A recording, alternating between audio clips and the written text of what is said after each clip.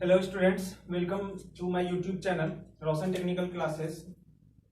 हम लोगों ने डीसी जनरेटर के ऊपर 3 वीडियो देखा कि क्या क्या चीज़ है उसमें, कंस्ट्रक्शन टाइप्स, न्यूमेरिकल, ये सब पढ़ा है। और उस तीनों वीडियो के बेसिस पर ऑब्जेक्टिव क्वेश्चंस का एक वीडियो भी आया था, जिसमें कि बहुत बच्चों ने 10 में 9 का जवाब दिया है, कोई 8 भी है, 10 में 10 भी है। आप लोग को अगर दिक्कत हो रहा है तो कमेंट जरूर करें, क्योंकि आप लोग कमेंट कर नहीं रहे हैं कि क्या प्रॉब्लम है, नहीं है, या अच्छा लग रहा है या नहीं लग रहा है, पता ही नहीं चल रहा है कि हो क्या रहा है आखिर में। चाहे अच्छा लग रहा है तो बताइए, नहीं अच्छा लग रहा है, क्या प्रॉब्लम है वो प्रॉब्लम भी बताइए। शांत रहने से, चुपचाप रहने से पता कैसे चलेगा हमको? ठीक है, तो उसी के आगे आज है डीसी जनरेटर में ही हम लोग एक अच्छा सा टॉपिक है आर्मेचर रिएक्शन का, वो पढ़ेंगे। तो आर्मेचर रिएक्शन है क्या? आज का मेरा जो ये टॉपिक है दिख रहा होगा आप लोग को, आर्मेचर रिएक्शन है। ये किसका है? डीसी जनरेटर का ही है, डीसी जनरेटर के अंदर ही आता है। तो आखिर ये है क्या आर्मेचर रिएक्शन? आर्मेचर समझ रहे होंगे, आर्मेचर क्या होता है? जो बीच का भाग जो घूमता है, जिसमें वाइंडिंग किया हुआ रहता है ना, बीच में घूमता है, हैंडल से जो इस तरह से हम लोग घुमाते हैं, शाफ्ट के ऊपर रहता है जो, वो उसी को कहते हैं आर्मेचर। रिएक्शन क्या है यहाँ पे? रिएक्शन समझ में आ ही रहा होगा, रिएक्शन किसको कहते हैं, है ना? तो है क्या आखिर? उसके आर्मेचर रिएक्शन को समझने से पहले एक छोटा सा चीज हम लोग समझते हैं। ये अगर आपको समझ में आ रहा होगा, एक छोटा सा कहानी टाइप का है, अगर ये चीज आप समझ जाइएगा फिर इसको उससे रिलेट करके तुरंत समझ में आ जाएगा। तो ध्यान से सुनिएगा, वीडियो स्किप नहीं करना है, ध्यान से सुनना है। मान लीजिए कि एक कोई आदमी है जिसका एक फैक्ट्री है, वो फैक्ट्री का क्या है? मालिक है, वो फैक्ट्री को चला रहा है। उसमें बहुत सारा स्टाफ है, बहुत सारा कर्मचारी है जो कि वर्क कर रहा है, उसमें टेक्नीशियन वगैरह भी है। मान लीजिए वो कोई चीज का उत्पादन कर रहा है, फैक्ट्री है तो कोई चीज प्रोडक्शन ही करेगा, कोई चीज बना रहा है वो। अब मान लिए कोई चीज बना रहा है, उसमें जो कर्मचारी काम कर रहा है वही ना प्रोडक्शन कर रहा है, तो उसको तो पता होगा कैसे हो रहा है, वो भी जान रहा है। पहले शुरू में क्या होगा कि आराम से कर रहा होगा, फिर धीरे धीरे वो सीख गया होगा, यानी कि उसको भी आ गया। तो कुछ समय बाद क्या होता है कि वो भी अपना अलग एक फैक्ट्री बना लेता है, छोटा सा। अब उसका कर्मचारी है तो उतना बड़ा अचानक तो फैक्ट्री बना नहीं सकेगा, तो अलग से एक उसी के जस्ट बगल में एक और छोटा सा सेम ही चीज का वो भी फैक्ट्री खोल लिया। जो प्रोडक्शन वो कर रहा था उसका मालिक, वही प्रोडक्शन वो भी कर रहा है। ठीक है, इससे होगा क्या कि अगर वो बड़ा पहले से जो फैक्ट्री था वही चीज बना रहा है, मान लिए वही कंपनी का फैन बना रहा है, वो फैन बना रहा है, ये भी फैन बनाने लगा, दोनों फैन ही बना रहा है, तो होगा क्या? आप सोचिए कि कुछ ना कुछ तो इफेक्ट पड़ेगा इस बड़े वाले कंपनी पर। मान ली इसका 1000 बिक रहा था पहले, हो सकता है कि अब इसका 900 पंखा बिक रहा होगा, 100 पंखा अब छोटा कंपनी वाले का बिक रहा होगा। ऐसा संभव है कि नहीं है? हो सकता है 100 पंखा, ज्यादा भी हो सकता है, कम भी। मान लिए कुछ ना 1 2 3 4 5 कुछ तो बिक रहा होगा, कुछ ना कुछ इफेक्ट पड़ा कि नहीं उस पर, है ना? तो क्या होगा कि वो छोटा वाला जो है कंपनी, वो इसको क्या कर रहा है? प्रभावित कर रहा है। डिस्टरबेंस हो रहा है कि नहीं? बड़े वाले कंपनी को डिस्टरबेंस हुआ कि नहीं? अब इससे क्या हो सकता है इफेक्ट? इससे होगा क्या? एक तो पहले डिस्टरबेंस कर दिया, अब जो सेलिंग था उसका, वो सेलिंग घट गया, बड़े कंपनी का सेलिंग घट गया तो उसको लॉस होने लगेगा। हो सकता है धीरे धीरे छोटा वाला कंपनी और बड़ा होते होते इसका खत्म कर दे, धीरे धीरे बड़ा वाला कंपनी क्या होगा? बंद भी हो सकता है। चांसेस है या नहीं है? एकदम बढ़िया चांसेस है, हो सकता है ऐसा। समझ में आया? अब यहां देखिए आर्मेचर रिएक्शन में एकदम जो बात अभी बोले हैं बस उसी को यहां पर रिलेट कर देना है कि होता क्या है आखिर। कि मान लिया इधर रहता है मैग्नेट इस तरह से, ये नॉर्थ पोल और ये साउथ पोल, उत्तरी ध्रुव और दक्षिणी ध्रुव रहता है। अब बीच में क्या रहता है? रोटर रहता है ना? और इसी में वाइंडिंग किया हुआ रहता है, यहाँ पे इस तरह से वाइंडिंग किया हुआ रहता है, नॉर्थ पोल और साउथ पोल रहता है। और यहाँ पे बीच में क्या होता है? शाफ्ट रहता है, इसी तरह से हम लोग इसको घुमाते हैं और ये रोटर मेरा घूमते जाता है। तो क्या होता है? नॉर्थ से साउथ की और बहुत सारा फ्लक्स इस तरह से जाते रहता है, चुंबक है, तो उत्तर से दक्षिण ध्रुव की ओर इस तरह से मेरा मैग्नेट जाते रहेगा, उत्तर से दक्षिण ध्रुव की ओर मैग्नेट जाते रहेगा। ठीक है, तो अब क्या होगा कि इस तरह से उत्तर से ध्रुव की ओर दक्षिण जाएगा और बीच का रोटर क्या होगा, घूमेगा। ठीक, ये क्या हो रहा है कि उत्तर से दक्षिण की ओर जा रहा है, तो यहाँ पे ये रोटर को हम लोग हैंडल से घुमाए तो क्या होता है, इसके फ्लक्स को काटता है और इससे ईएमएफ हम लोग प्राप्त करते हैं। ये वोल्टेज यहाँ पे कार्बन ब्रश लगा रहता है, कार्बन ब्रश, इससे हम लोग सप्लाई बाहर लेते हैं, यही होता है। इधर से यानी कि चुंबकीय क्षेत्र जो था इसका, उसके चुंबकीय क्षेत्र को काटता है तब तो ईएमएफ होता है। ये था मेरा मेन चुंबकीय क्षेत्र, ये मेरा मेन फ्लक्स है। अब सोचिए कि ये जो रोटर था जिसको क्या आर्मेचर कह रहे हैं, इसमें भी तो वाइंडिंग किया हुआ है, खांचा खांचा बना हुआ है, इसमें वाइंडिंग किया हुआ है। जब इसमें हम बताए हैं कि किसी में भी अगर क्वाइल रहेगा उसमें सप्लाई देंगे तो वो भी मैग्नेट बनने लगता है कि नहीं, इलेक्ट्रोमैग्नेट बनेगा, विद्युत चुंबक, उसमें भी चुंबकीय क्षेत्र उत्पन्न होगा, मैग्नेटिक फील्ड इसमें भी आने लगेगा। एक तो पहले यहाँ मैग्नेट के कारण मैग्नेटिक फील्ड था, अब क्या होगा कि यहाँ जब इसमें भी ईएमएफ उत्पन्न हुआ, इसमें भी सप्लाई आया, तो इसमें भी मैग्नेटिक फील्ड उत्पन्न हुआ कि नहीं, चुंबकीय क्षेत्र होगा ही होगा।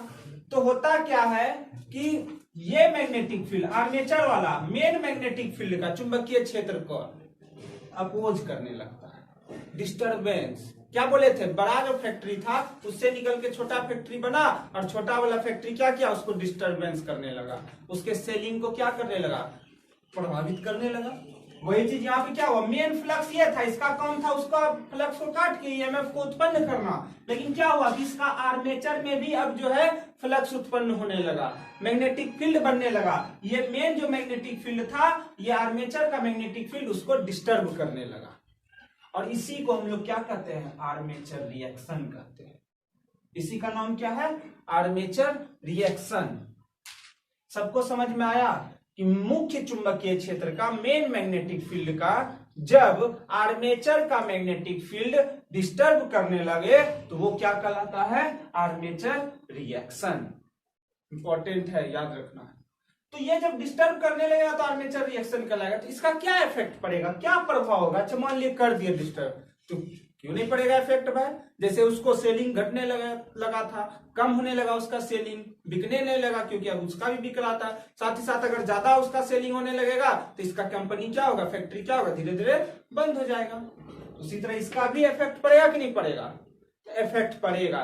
क्या इफेक्ट पड़ेगा, तो दो तरह का इफेक्ट पड़ता है। अब कौन कौन, आइए देखते हैं दो तरह का इफेक्ट हम लोग।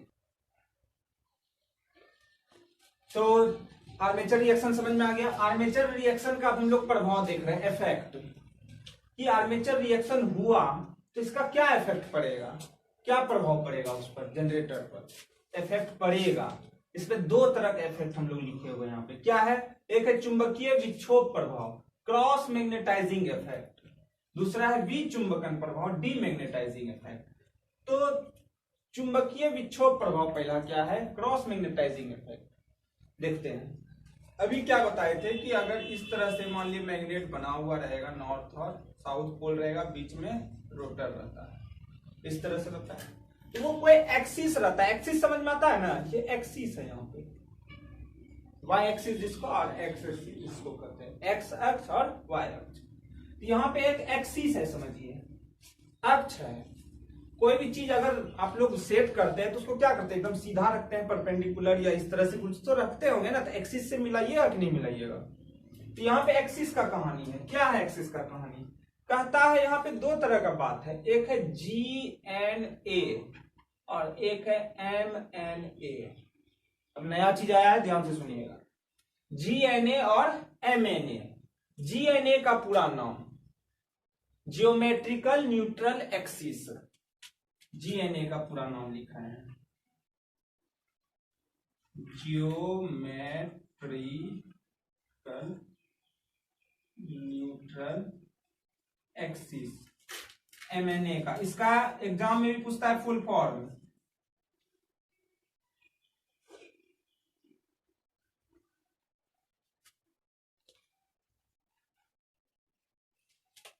दो तरह का है, जीएनए और एमएनए। जीएनए का पूरा नाम क्या है? Geometrical neutral axis. एमएनए का मैग्नेटिक न्यूट्रल एक्सिस। हिंदी में अगर बात करें तो ज्यामितीय उदासीन अक्ष हिंदी में। ज्योमेट्रिकल का हिंदी ज्यामितीय, न्यूट्रल का हिंदी उदासीन, और एक्सिस का अक्ष। उसी तरह इसका चुंबकीय उदासीन अक्ष।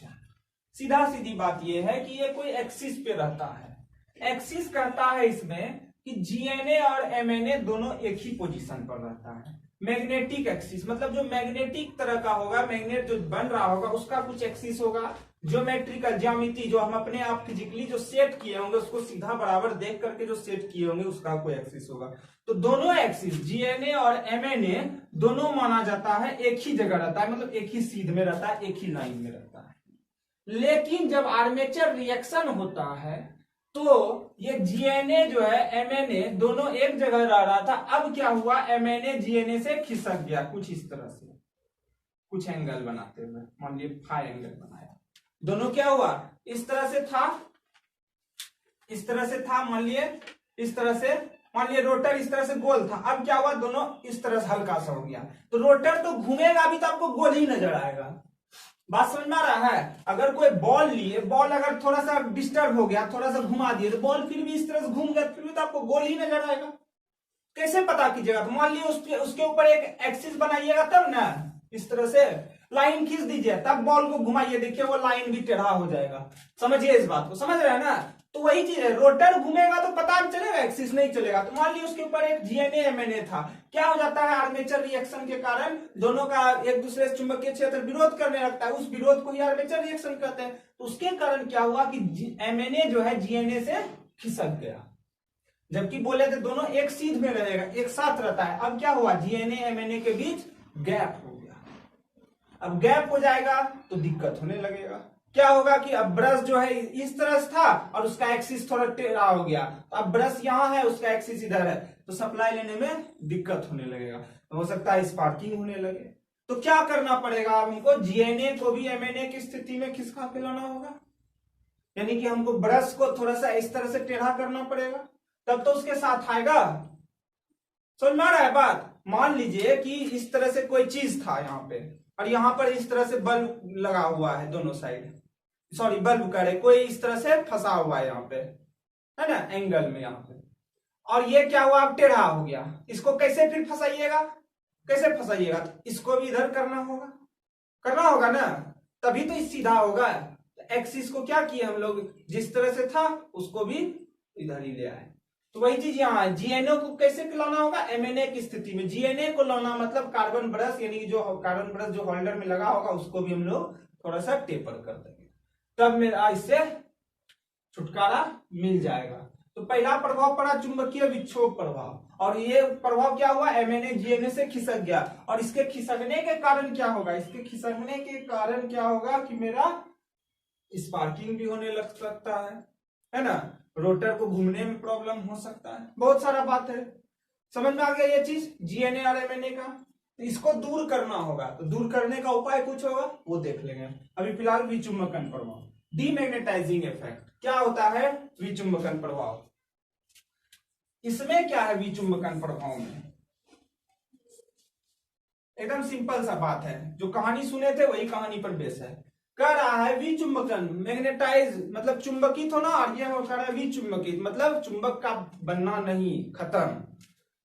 मान लीजिए कि आर्मेचर रिएक्शन में जो मेन चुंबकीय फ्लक्स था, मेन चुंबकीय क्षेत्र वो खत्म होने लगा। किसके कारण? आर्मेचर के चुंबकीय क्षेत्र। छोटा वाला कंपनी क्या हुआ? और बड़ा होने लगा, और मेन जो कंपनी था उसका बिक्री कम होने लगा। कम होते होते होते होते क्या होगा? धीरे धीरे वो कंपनी बैठ जाएगा। वही चीज यहाँ पे हुआ कि आर्मेचर का ये जो आर्मेचर का जो फ्लक्स था, ये आर्मेचर होगा, इसका फ्लक्स जो इधर से पोल से आ रहा होगा फ्लक्स, उसको काट रहा होगा। तो ये जो फ्लक्स आ रहा होगा उसका विरोध करने लगा, विरोध करने लगेगा, जिसका फ्लक्स से सब इधर से टकराने लगा, तो उसका फ्लक्स को रोक दिया। अब जब रोक दिया तो इधर से जब फ्लक्स ही नहीं आ पाएगा तो आर्मेचर घूम के काटेगा किसको? नहीं ना काटेगा, जब कम आने लगेगा तो कम काटेगा। तो क्या होगा? इससे ईएमएफ पर प्रभाव पड़ेगा कि नहीं पड़ेगा? यानी कि ईएमएफ क्या हो जाएगा? घट जाएगा, ईएमएफ कम होने लगेगा।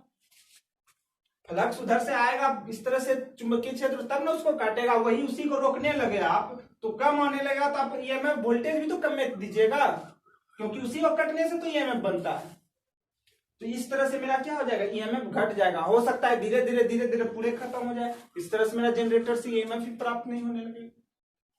तो ये प्रभाव क्या कहलाया मेरा, विचुंबकन प्रभाव, यानी दोनों एक तरह का प्रभाव क्या है, गड़बड़ वाला है, तो इसको दूर करना होगा। अब दूर करने का हम लोग उपाय देख लेते हैं। अब देखते हैं इसका उपाय क्या क्या है। तो आर्मेचर रिएक्शन का इफेक्ट देख लिए, अब उस इफेक्ट को खत्म करना पड़ेगा। एक तरह का वो क्या है, गड़बड़ है, गड़बड़ चीज है, वो रहेगा तो हमको डिस्टर्ब होगा, है ना। आर्मेचर रिएक्शन के कारण डिस्टर्बेंस है, तो उस डिस्टर्बेंस को दूर करना होगा। तो दो तरह का डिस्टर्बेंस था, एक क्रॉस वाला था और एक डिमैग्नेटाइजिंग, है ना। एक था चुंबकीय विक्षोभ और एक था विचुंबकन प्रभाव। चुंबकीय विक्षोभ में क्या हो रहा था, एमएनए जीएनए से खिसक रहा था, तो उसको दूर करने के लिए क्या करेंगे, सुनिए ध्यान से।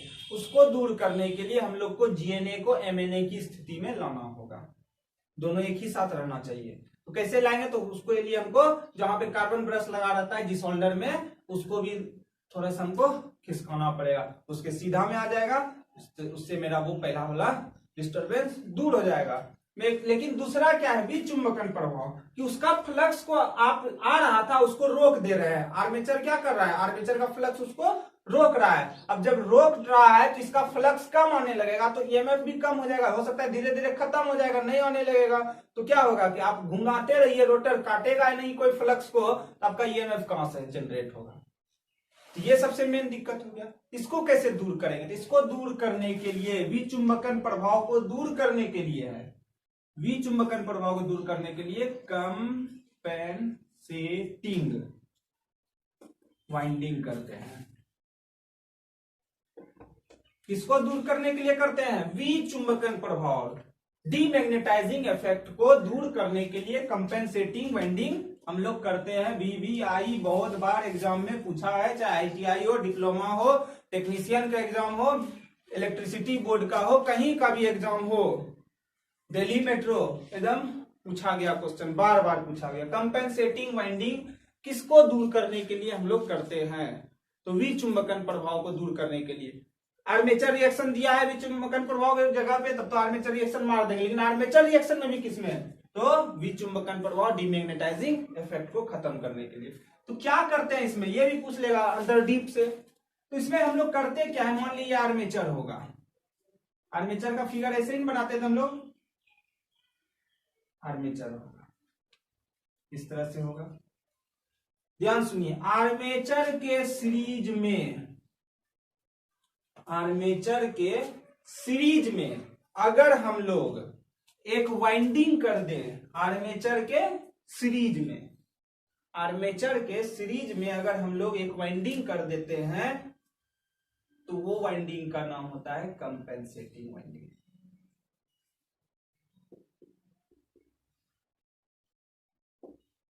आर्मेचर था, आर्मेचर के बाद हम लोग उसी के साथ सीरीज में वाइंडिंग लगा दिए, कम टर्न वाला वाइंडिंग। तो वो वाइंडिंग जो लगा दिए यहाँ पे क्या हो गया, वही वाइंडिंग का नाम है कंपेंसेटिंग वाइंडिंग। तो कैसे वो कम कर देता है, तो करता क्या है वो, कि जो मेरा आर्मेचर के द्वारा जो फ्लक्स बन रहा होगा, है ना, वो आर्मेचर का फ्लक्स क्या करता था, मेन फ्लक्स जो उधर से आ रहा होगा उसको रोक दे रहा था, रोक दे रहा था। अब ये क्या करेगा, कंपेंसेटिंग वाइंडिंग, ये भी एक तरह का वाइंडिंग है ना। अब वाइंडिंग में जैसे ही सप्लाई जाता है तो उसमें भी फ्लक्स बनने लगता है, चुंबकीय क्षेत्र बनता है। वो चुंबकीय क्षेत्र या वो फ्लक्स क्या करेगा, आर्मेचर से जो फ्लक्स इधर से जा रहा था उसको रोकने के लिए ये जस्ट उसके अपोजिट काम करता है, ये जस्ट उसके क्या करता है, अपोजिट। बस अपोजिट जब काम करता है तो दोनों टकराता है, दो तीर देखते हैं, दिखा रहा था रामायण में ना, जब तीर से तीर टकराता है तो एक साथ क्या हो रहा है, दोनों खत्म हो जा रहा था, न्यूट्रलाइज कर दिया उसको। तो हुआ क्या, यहाँ पे आर्मेचर के फ्लक्स को, मैग्नेटिक फील्ड को, इसका मैग्नेटिक फील्ड क्या किया, न्यूट्रलाइज कर दिया, निराकृत कर दिया। जब खत्म कर देगा आर्मेचर का, तो अब वो आगे वाले से लड़ पाएगा नहीं, तो उधर से फ्लक्स आने लगेगा, और आएगा तो आर्मेचर घूमते रहेगा और उसके फ्लक्स को काटेगा, तो ईएमएफ बन जाएगा मेरा। क्लियर है। तो कंपेंसेटिंग वाइंडिंग क्या हुआ, हमको क्यों कर रहे हैं कंपेंसेटिंग वाइंडिंग, तो विचुंबकन प्रभाव, डीमैग्नेटाइजिंग इफेक्ट को दूर करने के लिए। क्लियर हो गया सबको, समझ में आ गया। आर्मेचर रिएक्शन का आज का ये मेरा टॉपिक था। अगर फिर भी दिक्कत है तो कमेंट सबको कीजिएगा, रिपीट कर लीजिए वीडियो। दिक्कत हो रहा है समझने में फिर से एक बार देखिए उसको, एक बार दो बार देखिए, फिर भी नहीं समझ में आए कहाँ पर दिक्कत है, क्या है क्वेश्चन, कमेंट बॉक्स में लिखिए, उसका जवाब हम जरूर देंगे। बहुत लड़का क्वेश्चन करता है, उसका जवाब देते हैं। ठीक है, आप लोग जरूर लाइक कीजिए वीडियो को, और जो प्रॉब्लम है उसको एकदम बिना किंतु परंतु का आप लोग कमेंट करके पूछिए।